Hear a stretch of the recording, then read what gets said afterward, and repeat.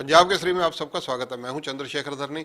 हमारे साथ मौजूद हैं जाने माने इंडस्ट्रियलिस्ट हैं और समाज सेवी हैं अजय वीर सहगल।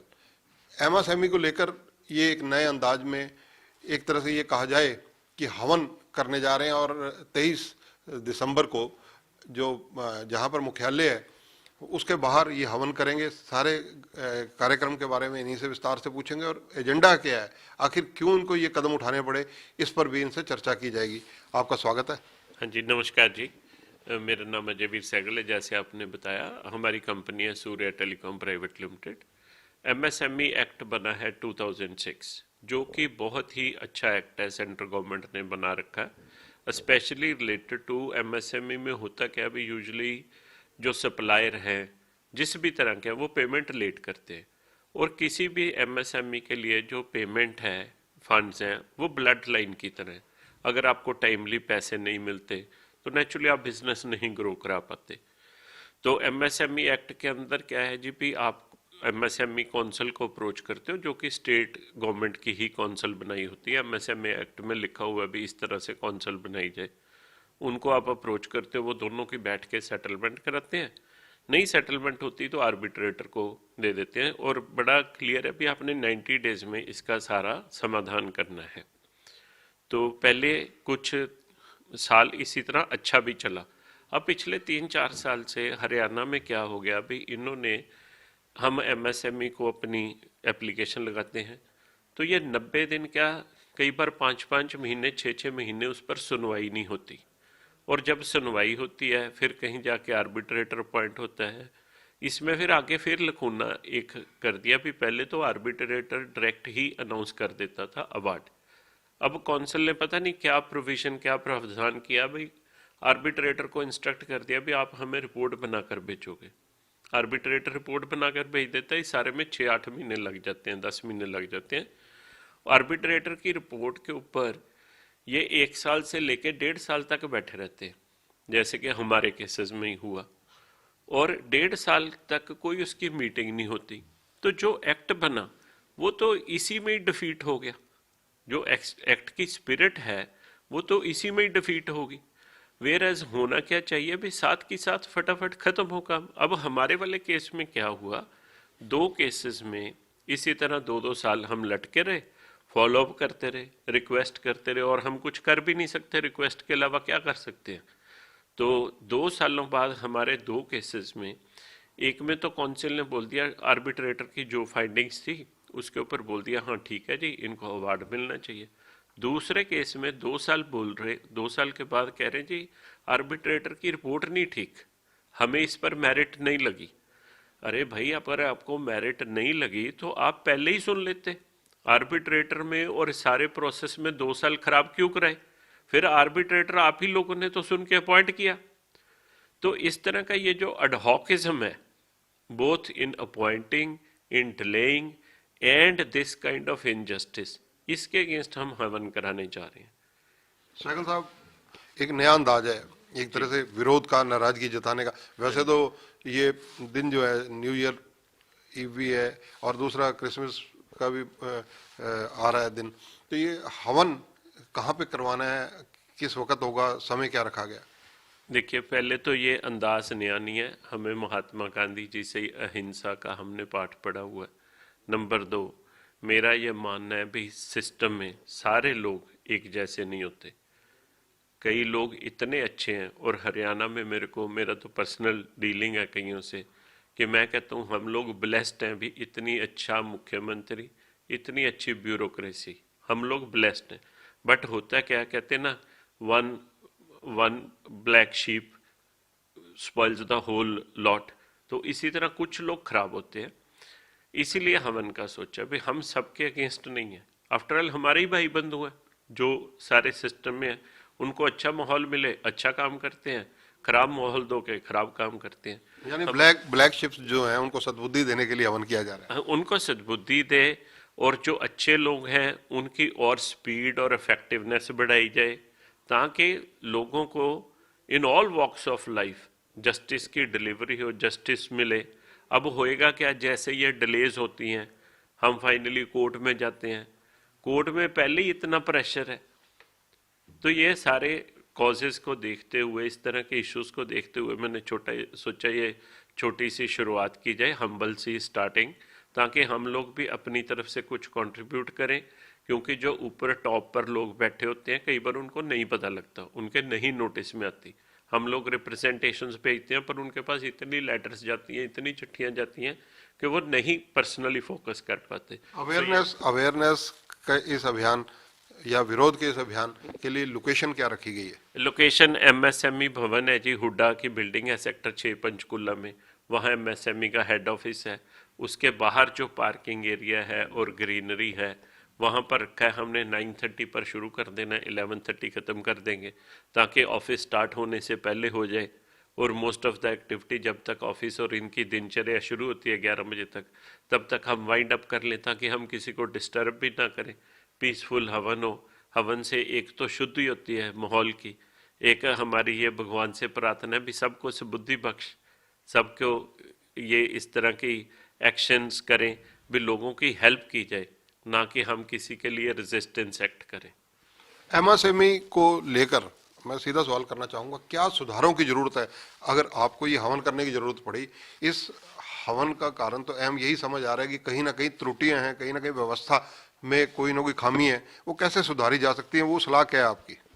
देखिए जी, सुधार के लिए तो बहुत सजेशंस हैं। फर्स्ट ऑफ ऑल, ये तो बड़ा छोटा सा एक टॉपिक है, अभी हमने डिलेड पेमेंट्स को लेकर के आर्बिट्रेशन की तरफ जाने वाली प्रक्रिया के ऊपर हवन करा रहे हैं। वेयर एज किसी भी कंट्री की जो बैकबोन है वो एमएसएमई है, क्योंकि सबसे ज़्यादा एम्प्लॉयमेंट जनरेट करती है, सबसे ज़्यादा वेल्थ जनरेट करती है, और बिजनेस कम्युनिटी सबसे ज़्यादा हार्ड वर्किंग है, क्योंकि किसी से कोई सब्सिडी नहीं, किसी से कुछ नहीं, अपनी मेहनत से, अपने रिस्क से पैसे लगाने, अपने रिस्क पर काम करना। तो ये एमएसएमई बैकबोन है, अगर इसको सही तरह से समझा जाए। मेरे को अपने बिजनेस में कई जगह ट्रैवल करने का मौका मिला, चाइना, इजराइल एट्सेट्रा। तो वहाँ पर क्या करते हैं लोग, वहाँ पर जो लोकल एडमिनिस्ट्रेशन है वो एमएसएमई के साथ आके बैठती है, मंथली रिव्यूज़ करती हैं उनके बैठ के, उनके पास भी आपको किसी तरह की कोई प्रॉब्लम तो नहीं आ रही, काम करने में कोई इशू तो नहीं आ रहा, कोई लेबर रिलेटेड, कोई इंफ्रास्ट्रक्चर। क्यों? क्योंकि वो जो इंडस्ट्री है वो लोकल एम्प्लॉयमेंट भी जनरेट कर रही है, टैक्सेस में भी कंट्रीब्यूट कर रही है, इंफ्रास्ट्रक्चर में भी।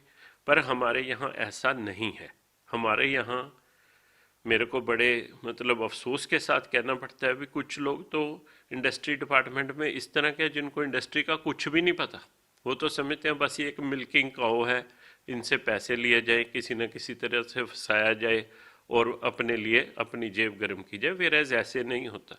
एमएसएमई विदाउट गवर्नमेंट सपोर्ट नहीं चल सकती। मैंने आज सुबह भी किसी एक आर्टिकल में लिखा है कि आप ये देखिए, अगर टॉप की 100 कंपनीज वर्ल्ड की आप उठाएं तो इंडिया में से सिर्फ 2 हैं। हमारे यहाँ से क्यों लोग बाहर जाके परफॉर्म करते हैं? पिछले 4 सालों में 12 लाख हाई नेटवर्थ इंडिविजुअल यहाँ से बाहर चला गया, वहाँ बाहर जाके वो कामयाब है, यहाँ क्यों नहीं है? क्योंकि बिजनेस इन्वायरमेंट का चक्कर है। तो ये काफ़ी लंबा चौड़ा टॉपिक है, मैं इसके ऊपर दोबारा फिर कवरेज कराऊंगा एक के ऊपर भी। हमें इंडस्ट्री को ग्रो कराने के लिए प्रैक्टिकली ग्रास रूट लेवल पर क्या करना चाहिए, जो मेरी विजडम है। आपकी तरह के आपके कुछ केसेस हैं, कुछ और लोगों के केसेस हैं, कई लोग आपके संपर्क में आए होंगे। एमएसएमई में इस वक्त कितने केस ऐसे पेंडिंग होंगे जो लंबे समय से लटके हुए हैं? जो मेरी इन्फॉर्मेशन है भी कोई अराउंड 600 केस इस तरह का एमएसएमई में लटका हुआ है। ठीक है, हमने इनिशिएटिव लिया, हम आगे आके थोड़ा सा बोल्डली इसको कर रहे हैं जागृत, बट अराउंड 600 केस इस तरह का है।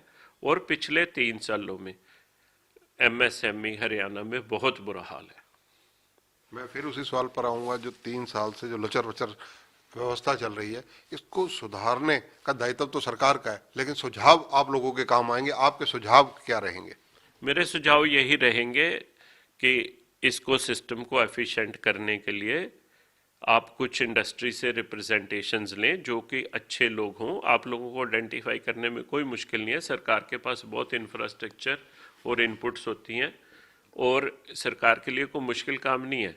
आप बैठिए with open mind, with open arms, तो अगर आप रिजॉल्व करने पे आएंगे तो बड़ी जल्दी रिजॉल्व हो जाएगा। और मेरे को बड़ा भरोसा है भी जिस तरह के अब हमारे पास इंडस्ट्री डिपार्टमेंट में ऑफिसर्स हैं, वो इसको काफ़ी फास्टली ख़त्म करा देंगे। जैसे ही उनके नोटिस में आएगा वो ख़त्म करा देंगे। बट इसके अलावा इशू यहाँ ख़त्म नहीं होता, इसके अलावा इंडस्ट्री को और सपोर्ट करें ताकि हरियाणा हमारा प्रोग्रेस करे।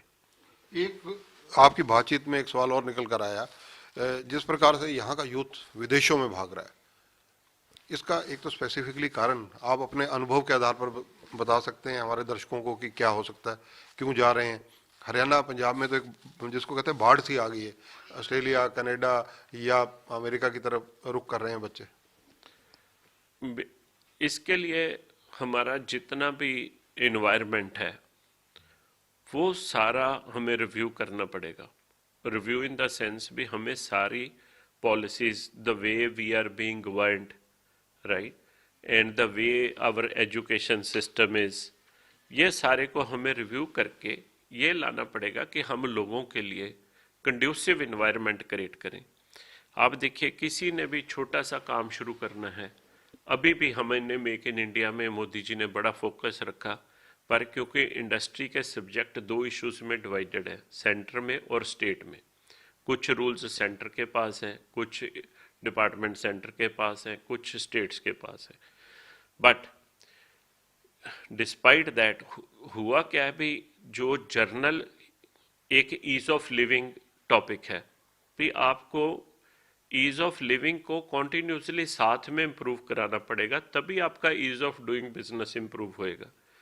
जो भी बंदा यहाँ पर काम करता है, जैसे मैंने भी किया, हम लोग थे लोअर मिडिल क्लास फैमिली से, हमें फाइटिंग की आदत थी।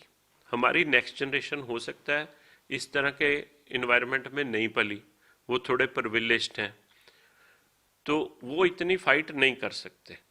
तो मतलब काफ़ी लंबी लिस्ट हो सकती है। ये जो आपने सवाल पूछा है, इसका काफ़ी एलेबोरेट जवाब देना पड़ेगा मेरे को, तो मैं ये रिक्वेस्ट करूंगा आप एक टॉपिक इसी के लिए रख लो, क्योंकि मेरे पास बहुत आंसर्स हैं, मेरा अपना बड़ा वाइड एक्सपीरियंस है इसके ऊपर। ईज ऑफ लिविंग के लिए जैसे मैं बोलूँगा, आप कोई भी टॉपिक पकड़ लो, आपने सिंपल एक कोई सेल डीड करानी है, कोई आपने प्लॉट खरीद लिया, प्लॉट खरीदने के लिए सोचने से लेकर एग्जीक्यूट करने तक 10 तरह की हर्डल्स है कि क्या उसका टाइटल ठीक है, नहीं ठीक, मैं सेल डीड कैसे कराऊं। सो ये मैं एक छोटी सी एग्जांपल लेकर बता रहा हूँ। आज इसी टॉपिक पर रहते हैं। इस एमएसएमई की हवन जो आप करने जा रहे हैं मुख्यालय के बाहर, अगर फिर भी कोई सुनवाई नहीं होती तो नेक्स्ट कदम क्या रहेगा? नेक्स्ट कदम इससे भी बड़ा हवन करेंगे, इससे भी अच्छा कोई और पाठ कराएंगे, कोई गीता का पाठ रखाएंगे, कोई जप जी साहब का पाठ कराएंगे। यही स्ट्रेटजी अडॉप्ट करेंगे। यही एक तरीका है जो मेरे को लगता है कि हम लोग नहीं है कुछ करने वाले, एक ऊपर की ताकत भी है, तो वो भी साथ मिलती है आपके। जब भी आप कोई अच्छा काम करते हो तो वो भी आपको एक ताकत बख्शता है। धन्यवाद। तो ये हैं अजय वीर सहगल। देखिए, कहते हैं हवन करेंगे और अगर सद्बुद्धि ना आई तो और बड़ा हवन करेंगे।